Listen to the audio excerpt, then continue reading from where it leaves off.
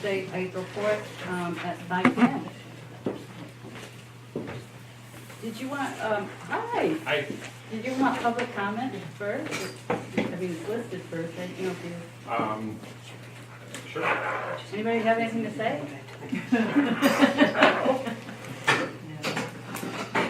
Okay. Let's look at the minutes. Let's see if anybody has any questions. I apologize. So I just realized when I saw your email at 4:30 that Ronna hadn't sent out the packet, and I Yeah. was focused on making sure the other one was sent out today, and I didn't realize she hadn't sent that one out, so I apologize. Well, we can put it till next time. Financial statement. Sure. Is Ms. Barnes going to be here? Yes, she stepped out. Okay, I can check, I just wanted to check on something on the minutes.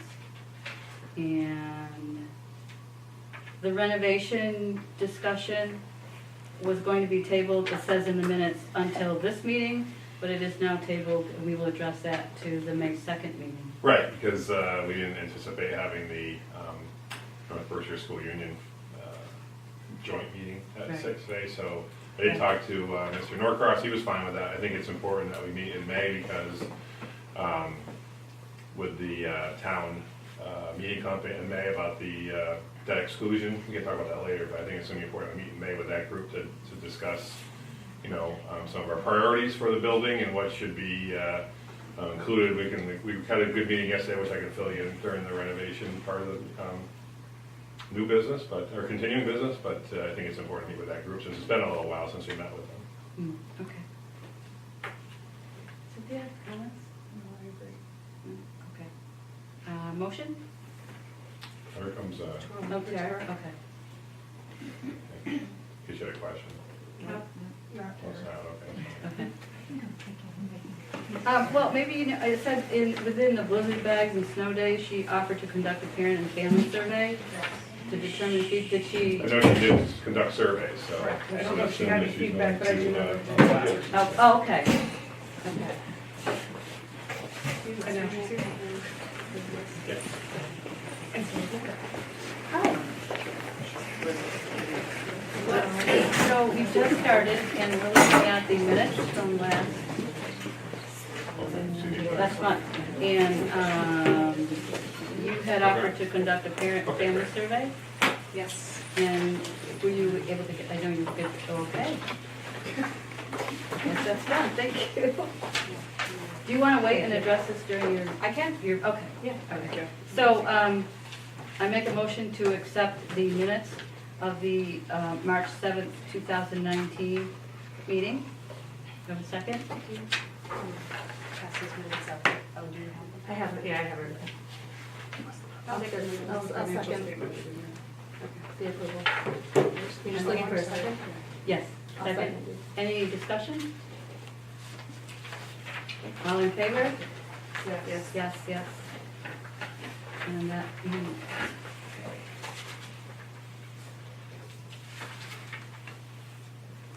Okay, Mr. Nicholas is here from North Adams Public Schools to discuss and present the food service option. So in front of you, I handed out to people just kind of a quick overview of what I'm going to just be going over, speaking about, sort of the major points of bringing North Adams on board as a sponsor of Clarksburg Elementary School. North Adams School Food Service operates cash flow positive, self-sustaining, and standalone. So it was completely separate revolving account from City Hall of North Adams as well as North Adams Public Schools, so that's an important point. About $1.2 to $1.3 million budget for this school year.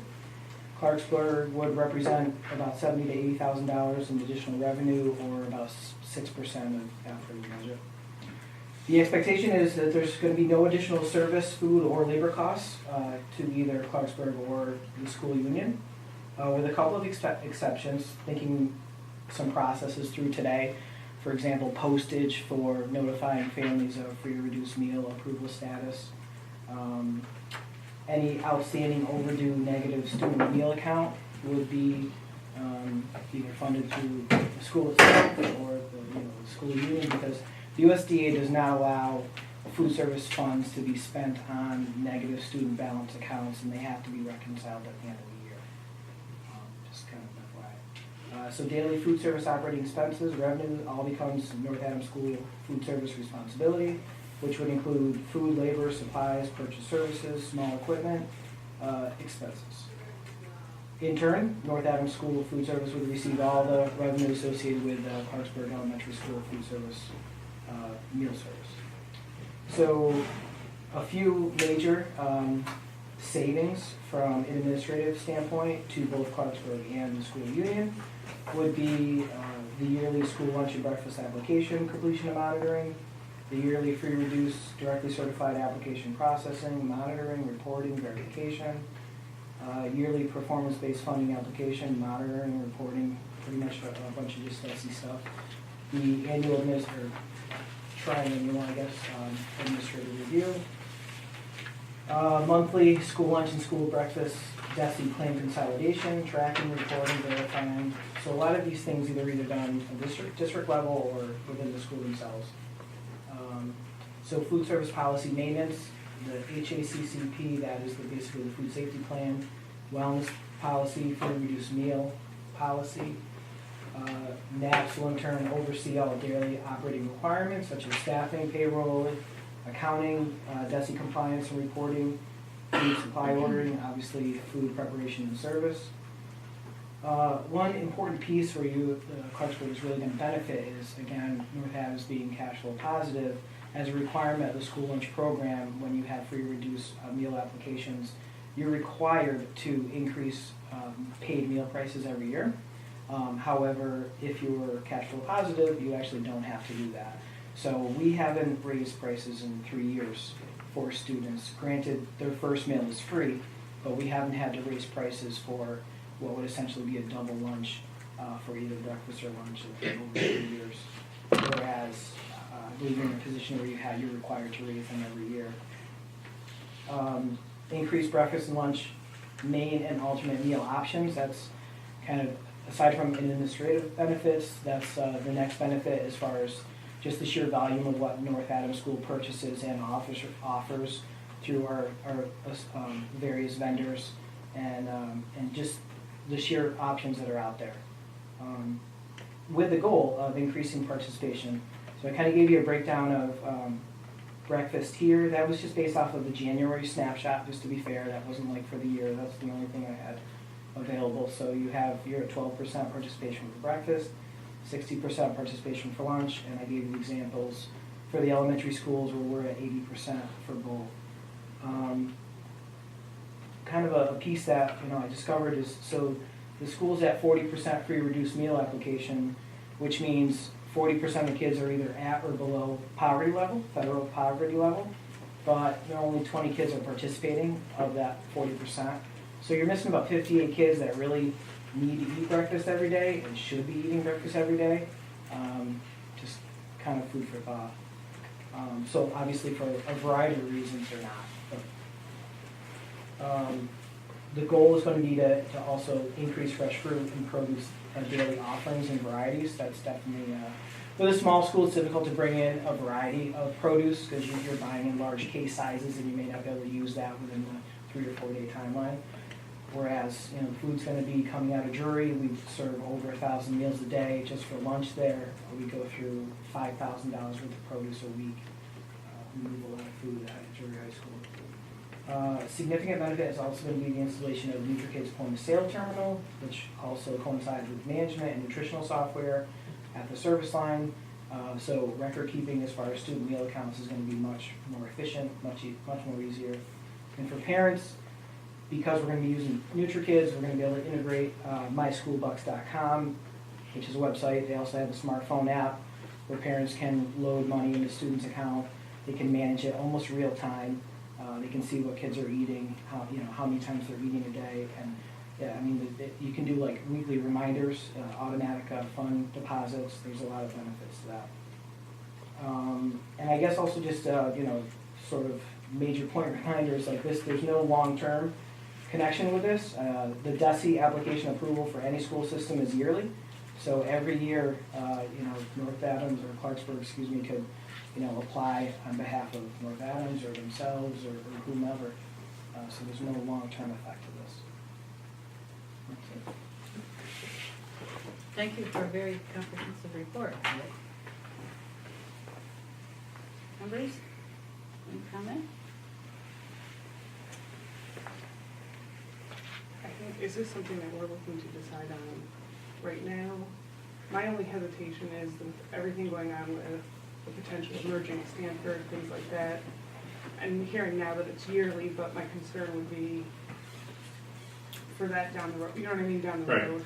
I think it's a good point that Corey just made, is that this is not well, it's a yearly commitment if we were to go for it, or if we were to say you didn't want to go for it. So it's not, every year it would be a reevaluation process of the program.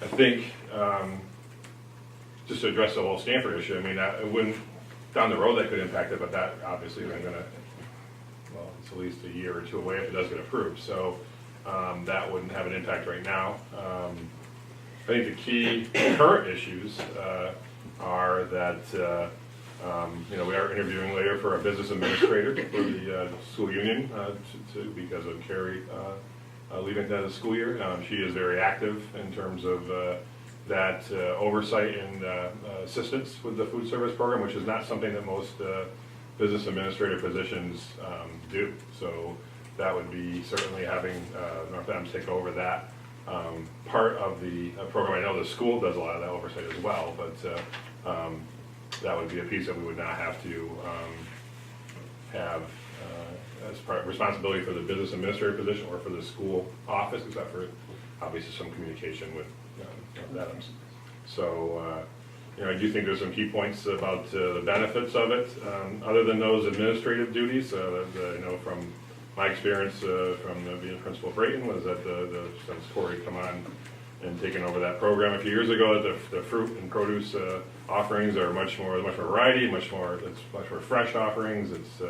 It encourages students to eat healthier. I know for myself, just as a administrator in a building, the salads and different things are very fresh. So if you're looking to get a lunch that day, everything is. I think the quality is when you're buying from a larger grouping. I guess I would say you're eligible to get more fresh offerings and more variety. I think the breakfast is a key area that we need to address no matter what we do. When we have nearly 40% of our students being identified as free and reduced lunch and only 12% have a breakfast, that's certainly an area of concern that needs to be addressed in terms of what kind of programming we're offering and how can we improve that.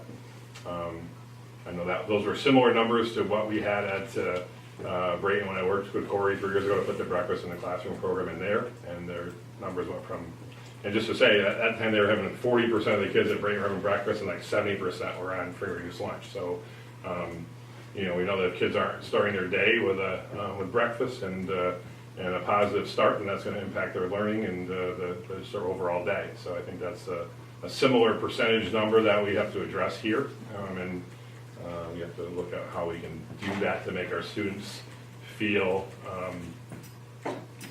just like the breakfast program is something they want to partake in to help them. And I know that was, and just as I said before, coincided with the year that we went from at Brayton from being a level 3 school to almost being a level 1. So I think the start of that day being a much better positive start for the students. I'm not saying that's the same thing here, but I think not having breakfast is a problem for some of our students, and we should be striving to address that to help them start their day in a more healthy way.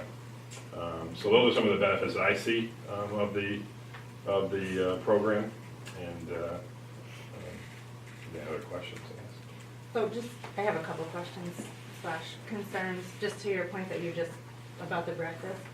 And this might sound silly, but like my kids have breakfast at home, so they wouldn't be a part of the 90, whatever, it's 12%, so it's the 88%. So how does that factor in? I mean, maybe just a lot of our kids have breakfast at home. Yeah, a lot do. I think it's a different population, obviously, from 70 to 40%, but I mean, even that depending on what kind of program we decide to go with here, it doesn't necessarily mean the kids have to have breakfast. It just means that it's potentially a different start to the day in terms of what kind of program we're offering. I think what I've heard is that the program that we have here now makes some kids feel like they don't want to participate because maybe they're being identified as someone who is receiving assistance for that breakfast, I think. So I'm not sure, that's just something I was just, Yeah, I don't know. I've been told, I just want to provide our breakfast and offering to our students that will help them start their day and feel like that's an option for them. I think there's something we can look at that for a program. I'm not saying we're doing the same program here we do at Brighton, but just something similar.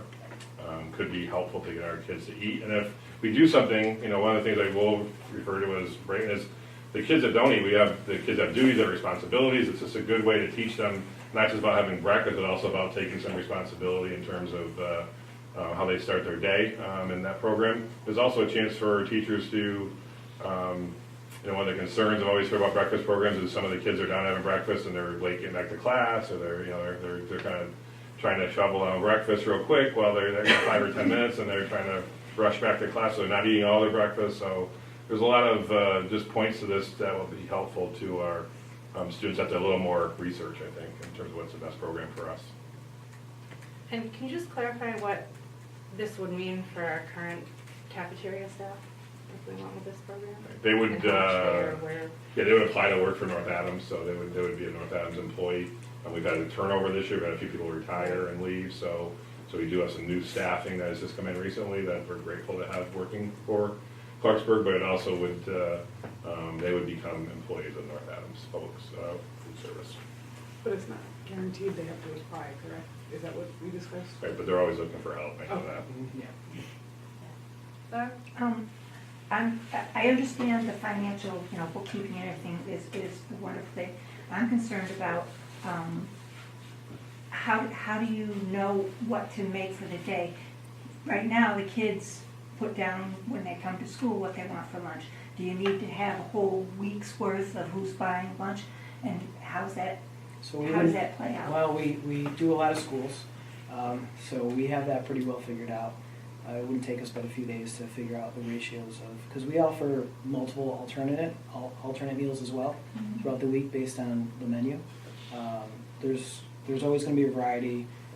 A lot of the foods that we use we can reuse also, so there won't be any pre-order kind of requirement. How do you know what to bring?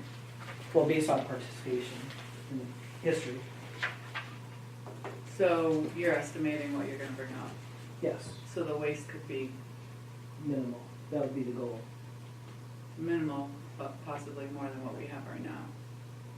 More waste? Yeah. Well, certainly, I mean, we don't want to throw away money, we don't want to throw away food, but we also don't want to run out. So, for example, at BART, right now, we service BART, it's 300 kids, and we've got it down, there's a pre-order system, we bring the food, there's no kitchen there whatsoever, and there's barely a service line, so we don't run out, we maintain levels, we adjust them based on menu planning. We have all computer systems that help us with prep lists and ordering and, just tracking it up. So would there be a salad bar and a fresh line of food that the kids can see, because presentation is kind of what brings them in? Yeah, and actually, so I use smarter lunchroom techniques, which essentially, you want to put what you want them to take first while their plate's empty. So I try to have fruits and vegetables first, and then their hot items last. But I haven't observed meal service here, so it's hard for me to be very specific about how it might be set up until I actually see it. As far as the salad bar, I'd have to look at, because I understand it's a deli bar too. Mhm. I'd have to see it to see what we can do. I probably wouldn't do a bar, but we would absolutely have salads available.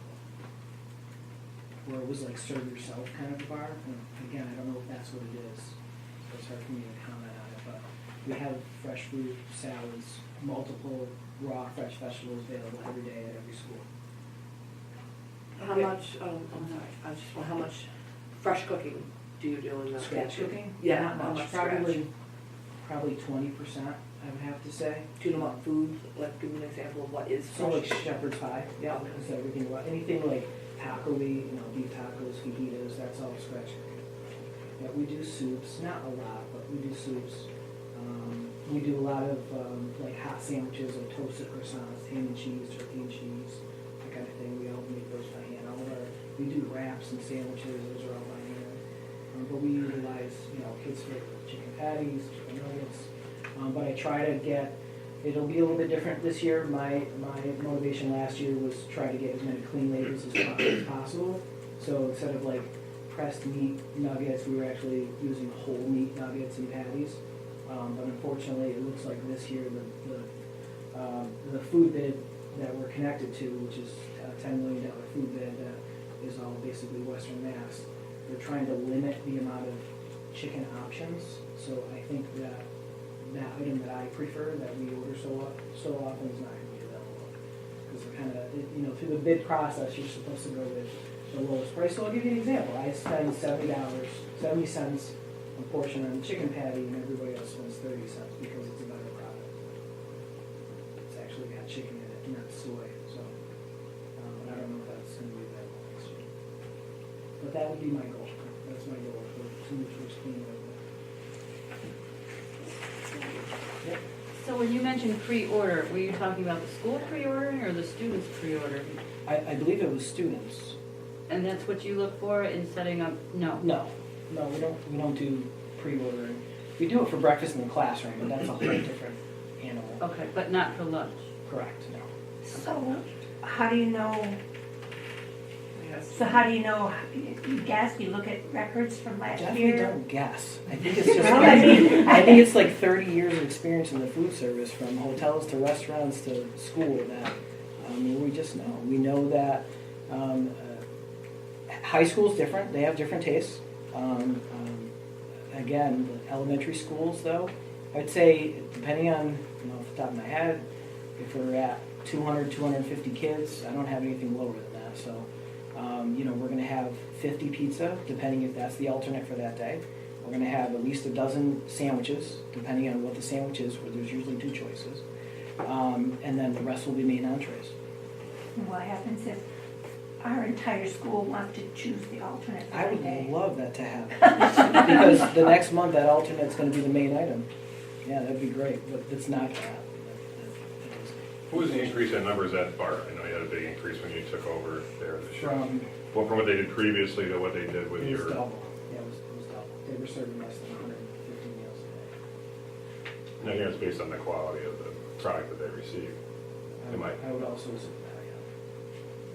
Carrie, you had a question? Yeah, I just more of a statement. So in your consideration, I just want everybody to know part of the reporting that the Department of Ed asks for a balance sheet, and part of that balance sheet is a depreciation of equipment. And, with this year-to-year application, some of this equipment, I'm not sure when it was last replaced, but when you're looking at, and I'm no expert, I defer to Corey, the cost of replacing a dishwasher for appropriate sterilization, or one of those walk-in refrigerators or freezers and those types of things. I mean, with, Clarksburg just ramping up with a capital improvement plan, currently we don't have reserves for any of those big ticket items should they go. And the other consideration is, it might be small, but there is an offset in the general appropriation for the cafeteria, so that would then become available. We wouldn't need to put any money in the general appropriation to offset the revolving account of the cafeteria. How often do we hit that account though, in the operating budget? 'Cause It's always like a year-to-year thing, depending on, what's being, ordered for supplies and propane and all the different things that go through. It's kind of a catch. Right, so we don't have the financial right now, but we Right. do know where it is offhand right Yeah. now? Okay. What's the plan for the days that Clarksburg is open and North Adams is closed? So, it's specific to jury, where jury, the building has some kind of a, environmental, mechanical sort of issue, essentially, just so everyone knows. So the superintendent, if jury is closed because of the weather or any of those things, my staff is, despite me wanting to, my staff is not allowed to be in the building. Essentially, the mindset is, it's unsafe. So Clarksburg would have to deal with that. So there is, Tara and I did talk about some options. There is a vendor that has a pretty substantial amount of thaw and serve products, where they're pre-packaged. They're very common for summer feeding programs in big cities. Essentially, they're thaw and serve. They're complete except for the milk So you thaw them, you can serve them, and you'd have to provide milk. So unfortunately, my staff wouldn't be available during those days. But we'll have a plan in place before September if this were to go through. And then we'd have to find staff internally to serve on those days, which we, Based on the way, I mean, in terms of cancellations, though, unless it's some kind of an event that only impacts during high school, I'd say we all communicate. That's a big thing that going on in the last, 4 or 5 years with the superintendents, where it's pretty uniform. We don't have too many days where somebody cancels and everybody else stays open. It's just not the way it's done anymore. And plus, with all the unsettled forecasts we've had recently, it's been a little bit better to be safe than sorry. So I think the issue would be in terms of scheduling. It might be if one of the days in our schedules maybe don't match up, that would be a challenge. But, can I ask, so if a student wanted more, I mean, we have some junior high students who are hungry. Yeah. And they don't realize how hungry they are sometimes until they're down there. I mean, what are the options for getting additional food once they're? There's many. So in all the North Adams schools, any student, once they went through the line, they can come back and get as many fruits and vegetables as they want. We have bowls of whole fruit, any of the half-hour or 4 ounce vegetable servings. But then we also do like main entrees, where they could get a second cheeseburger if that's what they just wanted that. So there's all kinds of, through the point of sale, there's any option available. Let's say if, some of the students that might bring their lunch, they just want a milk, it would be the same price that we would charge 50 cents for a milk. So it'd be the same process, same flexibility. But it would be kind of dependent on what we have here, right? Like, so, because if we're thinking that, say, 20 kids are going to eat cheeseburger for lunch, and 15 do, we have 5 left over if someone wants an extra, but if all 20 do, then they would have to go for something else, right? That's correct. Okay, right, Yep, because there's no way to get we didn't more have that. after, right? That's correct. Okay. I mean, again, this is, we're talking about, this is 100 students. Right. Are actually being fed here. It's a very small amount for what we normally do on a daily basis, so we plan for that.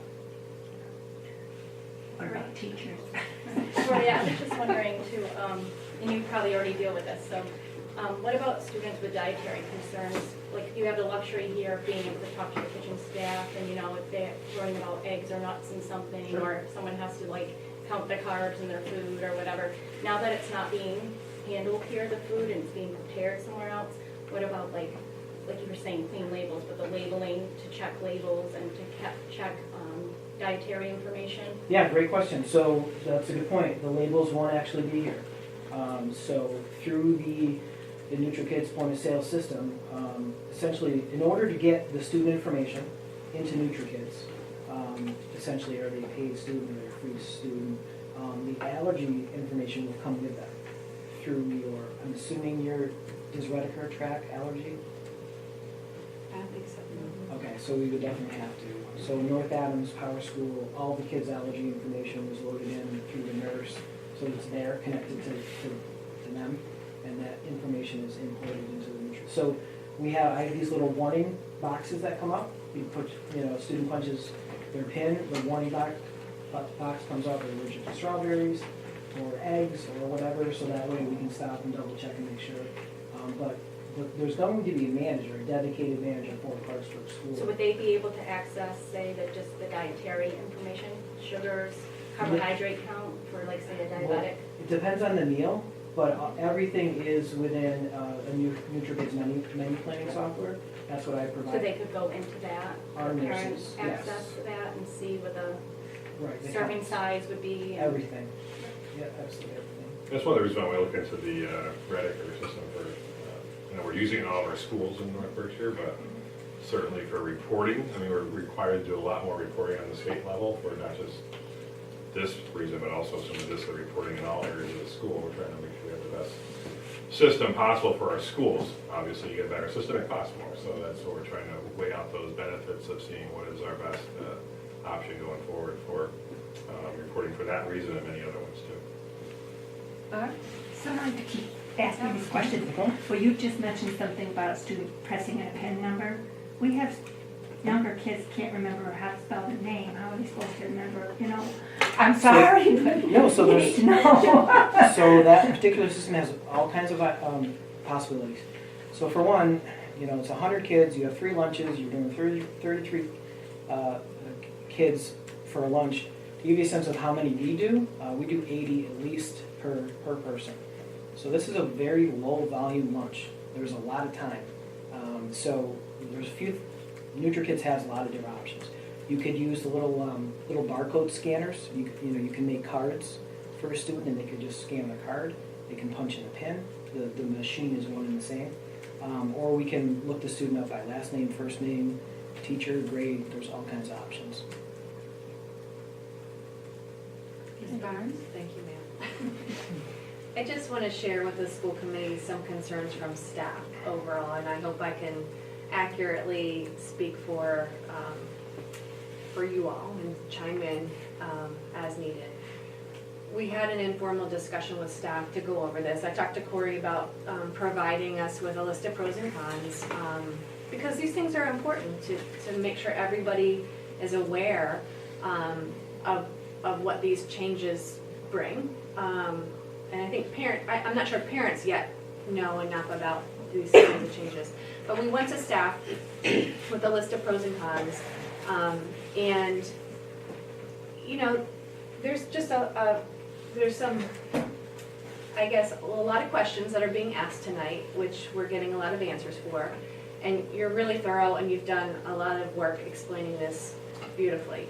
I think the overwhelming feeling staff here have is that we have this small school that we're super proud of, and we love having a kitchen where kids go in and there's food there.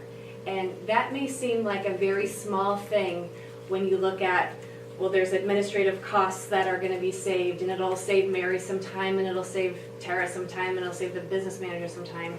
But there's this piece that's intangible that I hope I'm speaking correctly for the staff here, that they really love having a kitchen and they love having kids kind of smell food when they come in and know that there's a person there that's helped make their food for them today, and that we have options to control the menu, that we have options to try new things and to kind of expand. I know we need to improve our breakfast, absolutely, and we need to come up with other options and get more kids eating.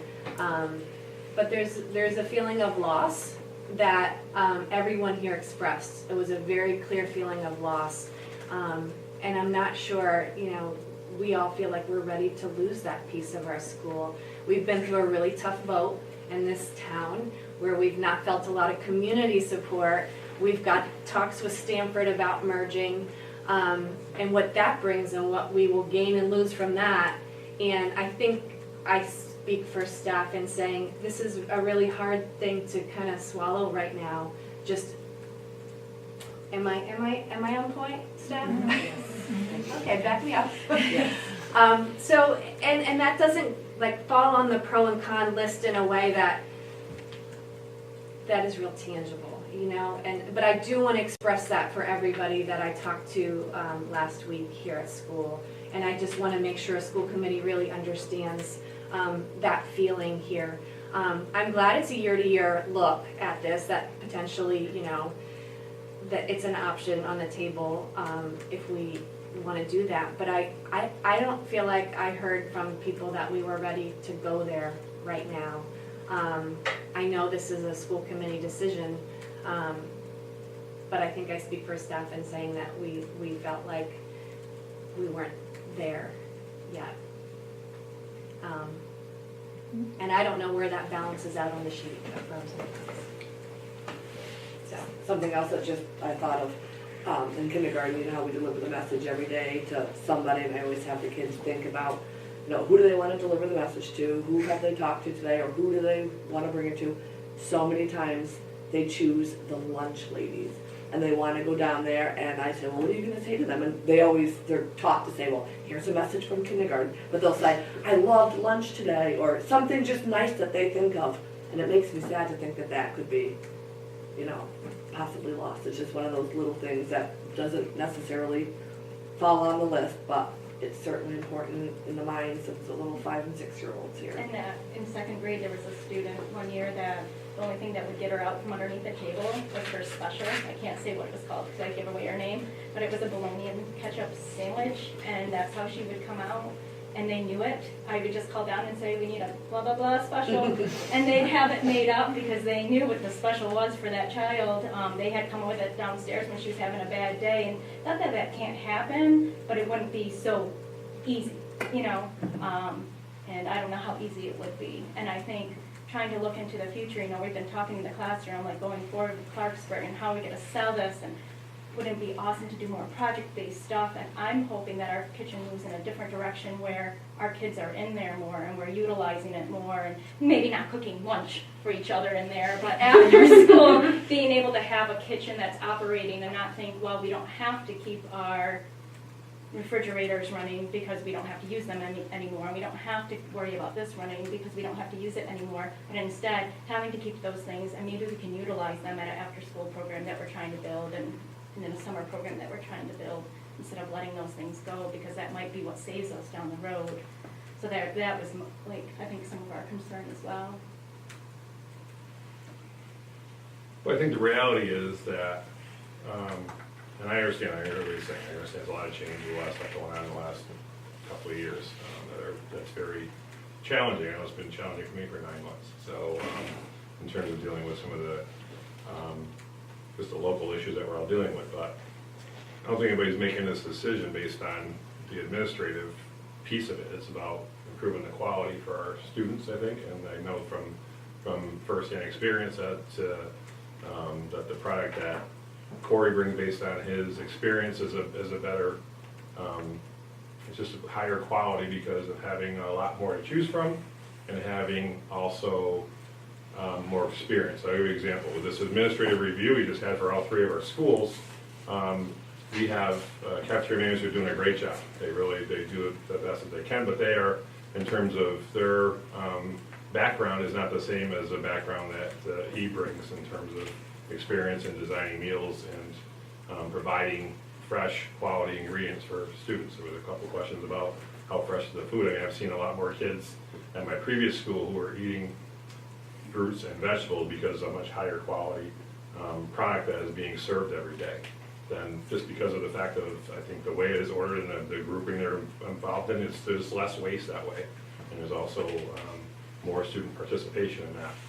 So I would, my suggestion would be, as it has been before, and I told Tara about it too, is to have some observation either of the breakfast program over at Reagan or the lunch program over there, or any of the schools in North Adams for that matter. So to see as an example. So if you're not ready to make a decision tonight, it's something that could be a chance over the next month or so to go and do some observations and ask some people. So I think it'd be a good opportunity to do that. And if we can increase our participation numbers, maybe that's another benefit. Maybe kids don't want to eat lunch in school. That's a benefit too. So it's up to each individual student. So if they don't want to have breakfast, they don't have breakfast. They're not forced to have breakfast. It's just another choice for them. But I think that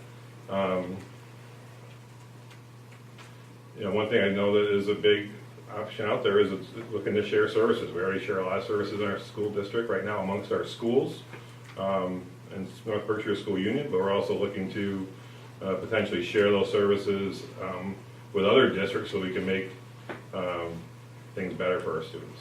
And this is not designed to save us work, it's designed to make things better for the students. So sometimes that involves change, and change is not easy. So it's just a matter of just taking a look and seeing what the best option is for our kids. How soon do you need to know? Well, it takes me 6 months to order a van to get the food here for you. So the sooner the better. That's just one important piece of equipment that we've had in schools we'll be purchasing for Clarksburg Elementary School. You're saying the van, how does the food get here? Van. Like what sort of packaging do you use? Catering, thousands of dollars of catering equipment. Yeah. So they're gonna be served on the plastic tray that they've always been served on No, downstairs? I Like you're bringing you would be bringing catering equipment for equipment in, and you would serve them on their plastic tray that they always use downstairs, or are you using I don't know. disposable stuff? I don't know what the plastic tray is, because I haven't seen it. So It's a tray about this big and it's partitioned, you know. So I'm just Oh, curious okay. about, So we would, I tend to be an environmentalist, so I'm just concerned about plastic and styrofoam and. so we don't use styrofoam at all, so let me try to take That's one good. point at a time. We don't use styrofoam at all. Mrs. Barnes would like to maintain real silverware, and you have trays, we'll use them. The catering equipment is for hot and cold holding, so there's no intention in bringing, I mean, I'm assuming you use 4-ounce plastic containers now, or I don't know, do they put everything on a tray? Again, it's hard for me to comment because I haven't Right. seen it, so. I understand. I was just trying to envision, you know, if you were bringing in individual plastic containers or. Well, so yes, the fruit and vegetables would be portioned in individual 4-ounce plastic containers. Yes. Well, we have vegetables in our salad bar that are in those containers. Yeah. I'm just picturing like, you know, to go, anything, a salad to go or whatever to go. Our society throws out a lot of stuff. Absolutely. And there are products out there, if you want to start a composting program, I would love for you to do that.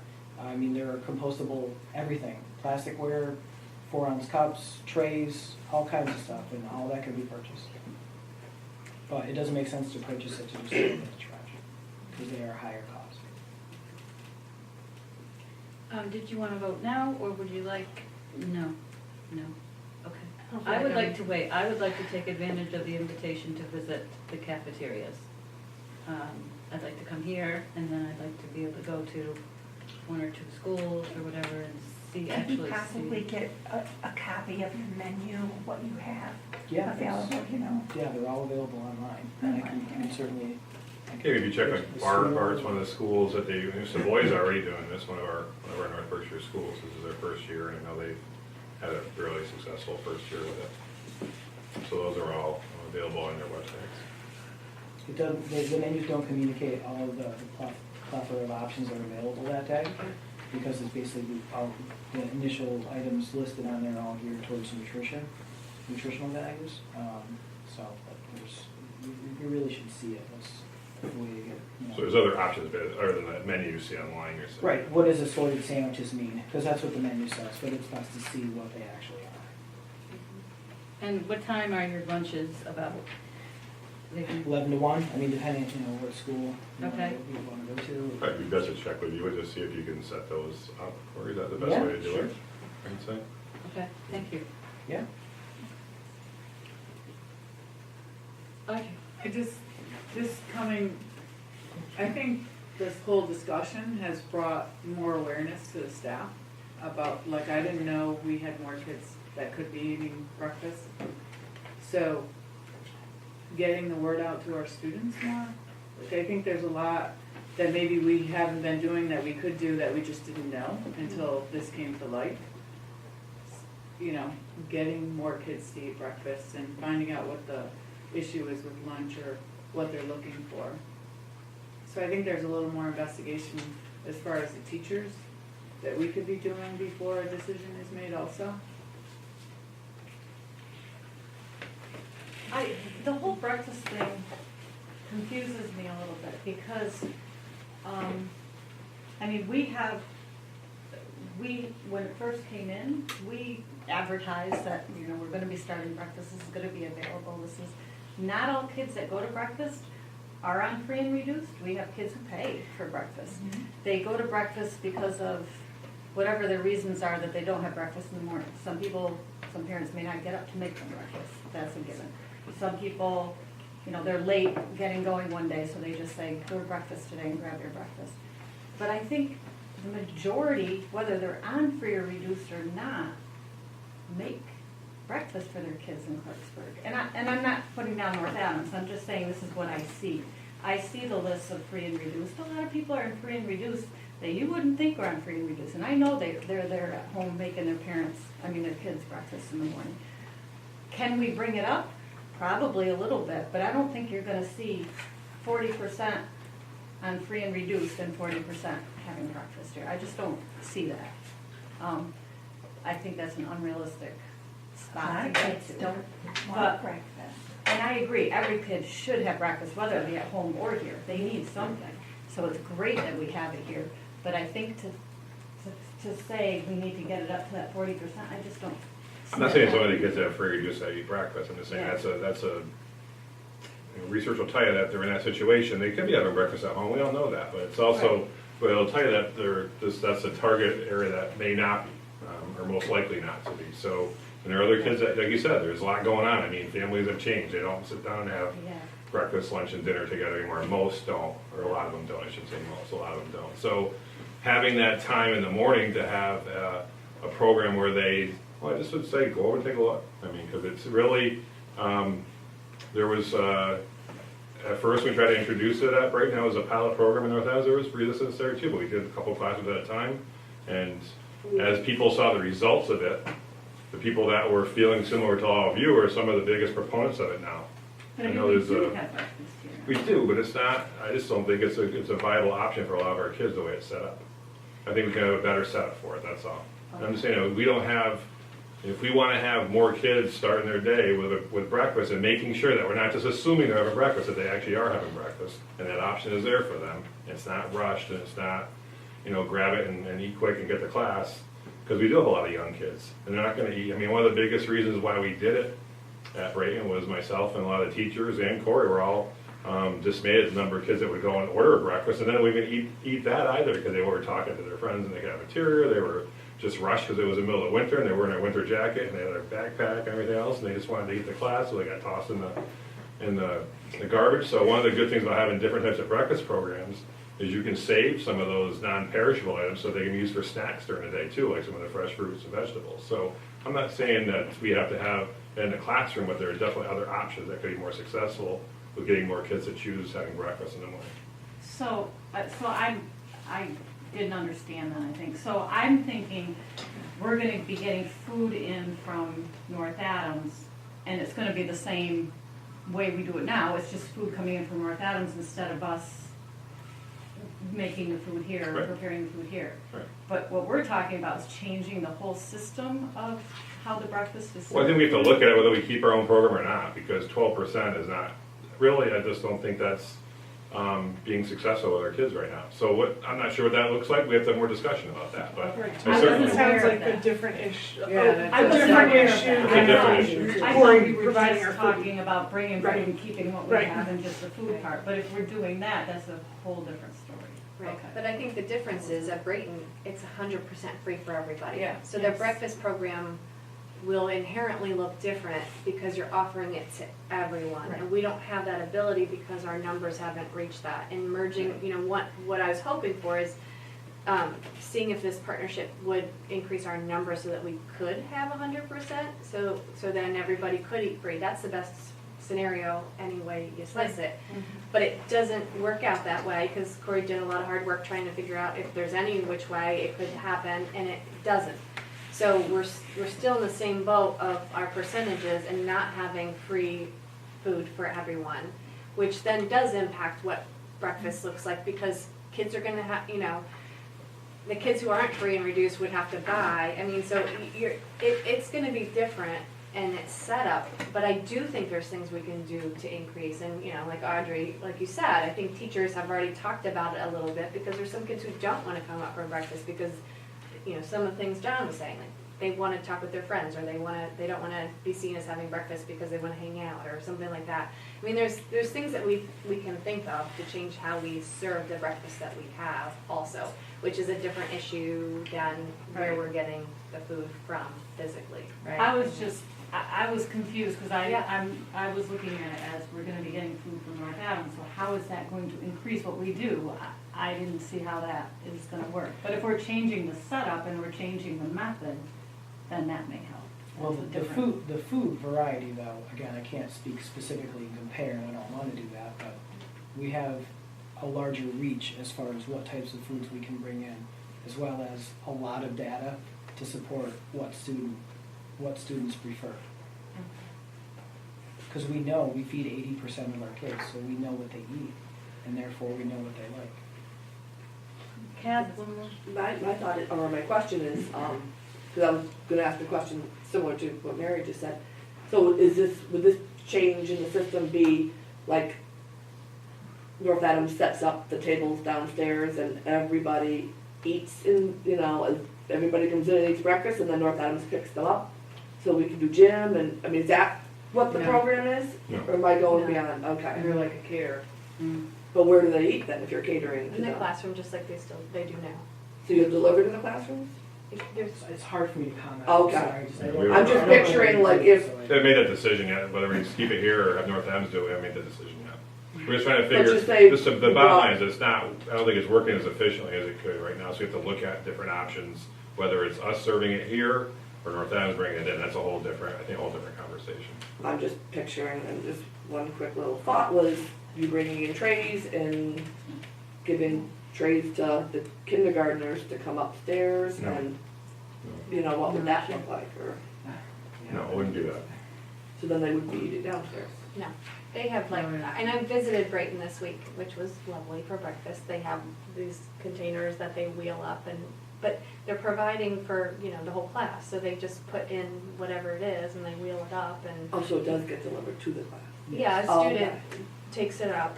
Like an older student goes down and picks up and wheels them into the classroom and they're a cooler and a, you know, so that everything, or a place to keep it hot, you know, so it's a whole system of how to transport, so kids aren't walking through hallways with, Oh, okay. with food. So you, that, So see, that's a whole different, that's what I was trying to get at, maybe I didn't express it the right way, but that's a whole different setup, and that might increase our But number. he doesn't But we know don't if know he that can we do can that. do that here, right, So- because that's, But- but he doesn't know if he can do that either. I think that's something that we can discuss also next time. I think we'd like to put the question out for, to do a little bit more research. Thank you for coming and bringing all this comprehensive report to us. We can get more input from the faculty as well and some of the parents, but we will discuss this again next month. Actually, one more comment too. Yes. Just that we've, since we've instituted that program at Brayton, not only there are two schools, North Adams come and view it, Adams, Cheshire has come and viewed it and implemented it, and so have several other. So I would say if you're that interested, make plans to go over and take a look. It takes a few minutes in the morning to take an observation and ask some questions. Especially if you're trying to help make a decision. I think you learned a lot about this program tonight. You can learn a lot more by going over there and asking them.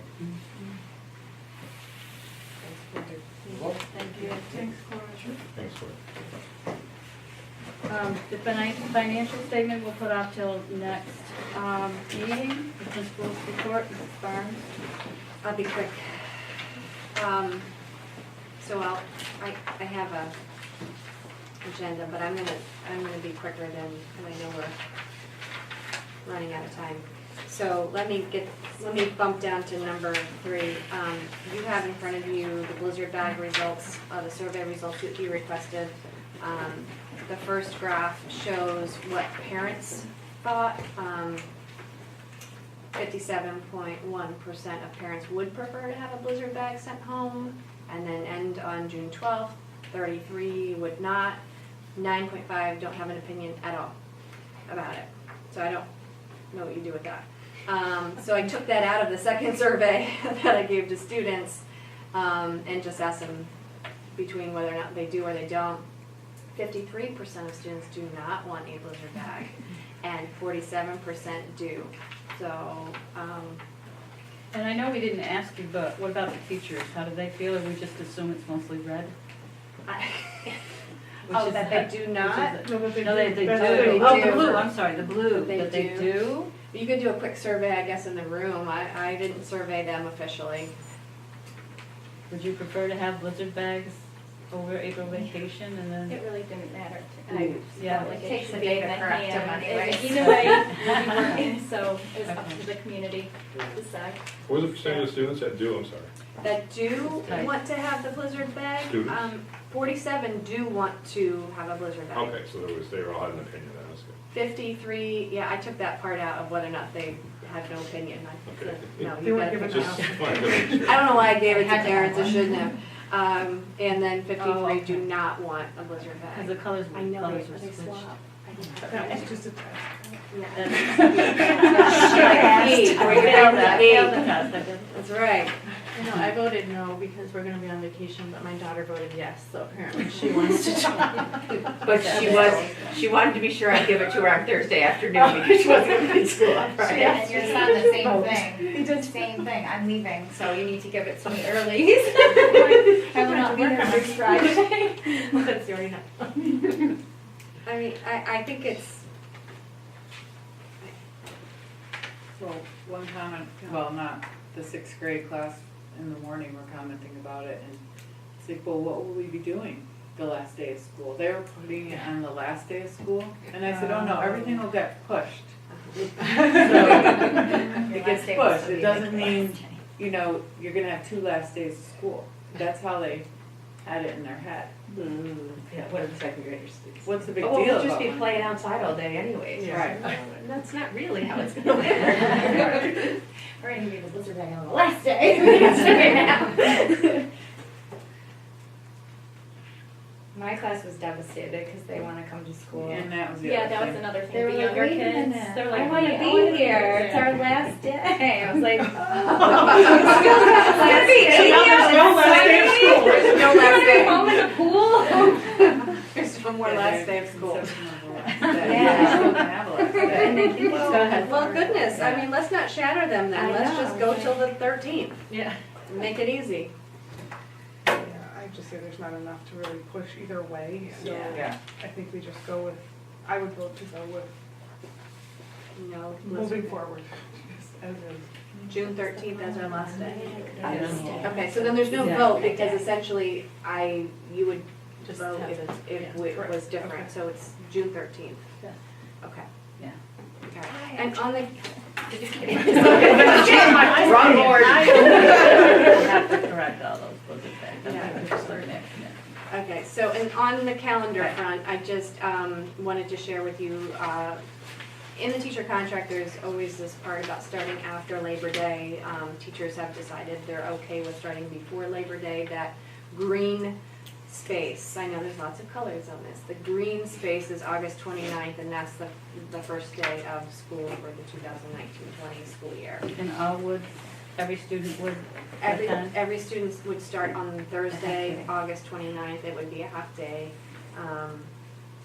And Friday would be a half day too. That's exactly what we did this year for our start. That purple one is there's always a faculty day before.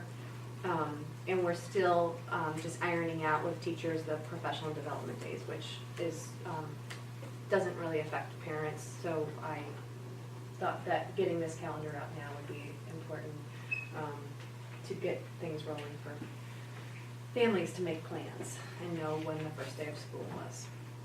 We do not have 2 weeks off during the break of the December-January break. I know North Adams and other schools are doing that. Teachers looked at that and wanted to come back on the 2nd and 3rd in January. So that'll remain as is. And there's otherwise no other real changes from last year. So you basically have a PD every month except for April. Right, because of the break. Dates and Yeah, and testing. And all the school good and stuff, everything. okay. Wow. Any questions on the calendar?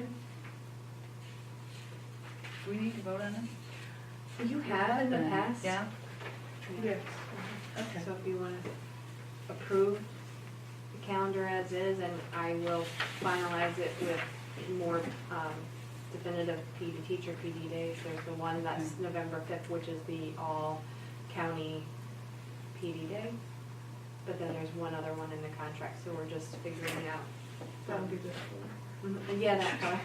It's a little, no, it doesn't look like that. Well, I'll make a motion to accept the 2019-2020 school calendar that's been proposed before us for the Clarksburg Elementary School. I second that. Any discussion? Okay, so move, all in favor? Yes. Yes, so moved. Thank you. The other big thing that I'll skip down to on my on my list is school choice openings for kindergarten. You opened slots for 1 through 8. We only really opened 2 for 3rd grade last time. Kindergarten, we hold off on to wait to see how many students are registered. Currently, we have 8 students registered in kindergarten. I spoke with Kathy today, and we were looking at opening 6 with the potential that, you know, there could be some students who still move in to Clarksburg, and if so, that would, you know, we are at 14 if we accepted 6, and we have some space. Okay. So would you like to approve 6 slots? Yes, I would like to approve 6 slots. I make a motion to approve 6 slots for school openings in kindergarten for this coming school year. Second. Any discussion? No. All in favor? Yes. Yes. Okay. Good. Yes. Okay. Go ahead. Last thing. Just wanted to mention, Emily Roselli has been hired as our new special educator. She has worked at Clarksburg for a long time. She's an alum, and it's always nice when we have someone who lives in town, has gone to school here, and is now part of our teaching staff. Welcome, join us on board as a teacher. She has seamlessly picked up the special ed caseload, and we are very excited to have her on board. She vacates an interventionist position that Claudia Hellett has filled, and so everything's running and moving as we needed to from the last time we knew that we had someone leave. So that's all I have to say tonight. We can discuss the others the next meeting, probably. Okay, thank you. Superintendent Franzoni? I think I'm going to defer in the timing, and I can do my entry report next time and some other items. I think it's important to move on to the negotiations and other items. Okay. Anything else? Okay. This meeting is adjourned. Oh, no, I'm sorry. No, I want to move on to the new business. I'm sorry. Oh, okay. I'm deferring my report. I Oh, apologize. all right. Here's the report. Okay. For the contract negotiations, Pat and I met with the board from the union, and we agreed to do a 1-year extension on the current contract with a 1.5% salary increase. This will go into effect on September 1st of this year for 1 calendar year. Then we will negotiate during the next school year for a longer agreement. So we're all in agreement about with a lot of the changes that are happening. We'll have a better idea during the next school year about what our situation will be in regard to the possible merger. In regard to, we have a big vote coming up in May for the town of Clarksburg in regard to the hopefully providing funds for renovations to the town and to the school. So I think by next year we'll have a better understanding where we stand and can be more prepared to enter into a 3-year agreement. I must say that was one of the most refreshing and enlightening and just very calming meetings I have been at. There were no lawyers there, which no offense to representatives or Adam or anything, because he's great, and so is Neil, but it was just a nice, put it out there kind of talk, and very professional. It's a great meeting. Thank you.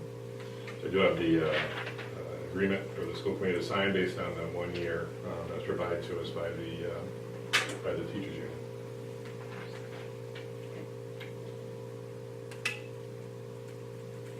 Just an update on the budget meetings with the finance committee. We do have one scheduled for during vacation week, just a kind of an introductory meeting with them on the 18th, which I know most people can't attend.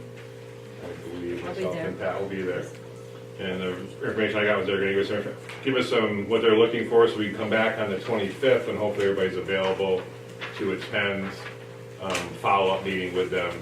I do think the key issue that we discussed before is that line item about the retirement insurance, $94,000, which they would like to have included in our budget instead of the town budget, and which I've asked Mr. Denault to please show us the minutes where that was approved, because I think that's been kind of a bone of contention that it wasn't approved. And it's going to cost, if that's forced onto our budget, it could cost us that could impact staff. And we're hoping that that's not gonna be the case. So I've also asked, I talked with Adam Dupre about that, about legality, and he was gonna get back to me with more information, but he suggested that we talk to the Department of Revenue, because it's not a normal accounting practice to have that item included in the school budget. The town's the employer of everybody that works here. Teachers, staff, central office, everybody's employed by the town, not employed by the school, so it doesn't really make sense to move that item onto the school budget. But it's a significant item, it's almost $100,000, which would have an impact. Looking forward to seeing what they have to say. Yes. What time is that meeting on the 18th? They're both at 6. I think the 18th is at 6 o'clock, and the 25th, I believe, is at 6 o'clock also. I told them that nobody could attend the 18th. They insisted they wanted to have a meeting to have an initial discussion, and I asked to have a follow-up meeting on the 25th when everybody, school committee, principal, business manager, superintendent, could all, and anybody else that wants to attend their open meetings can attend. So they'll probably make the decision on the 18th and tell us on the 25th. Well, that wasn't what they said they were going to do, but we'll have to see what they decide to do. Okay, So see. they have to post it, so that's what their agenda says. Yes.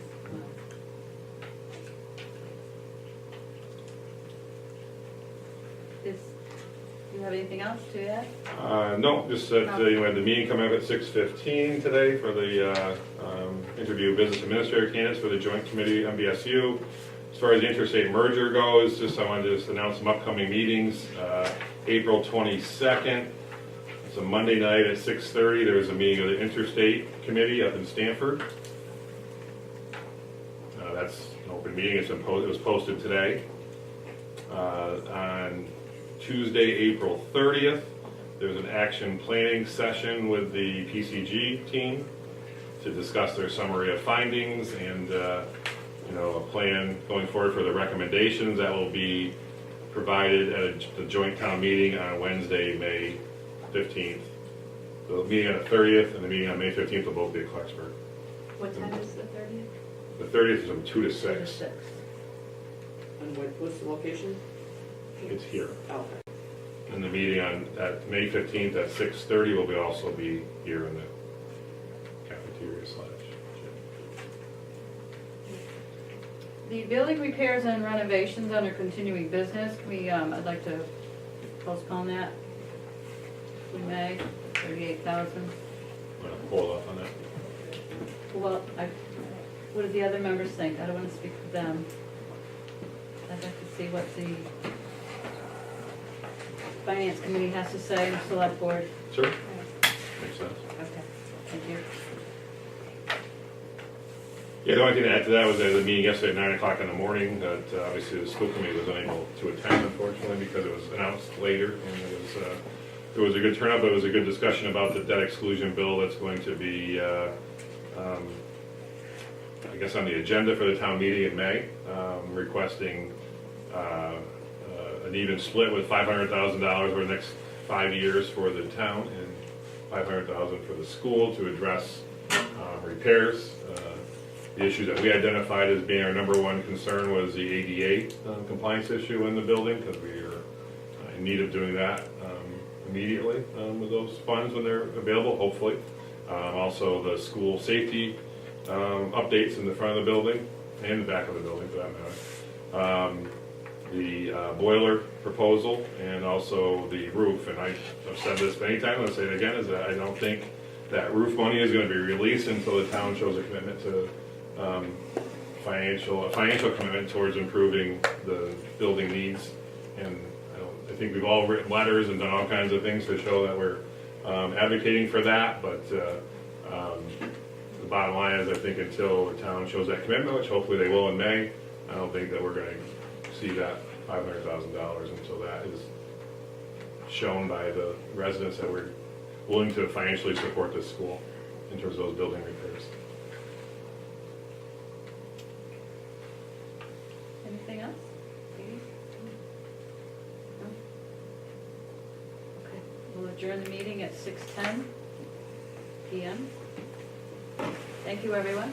Thank you.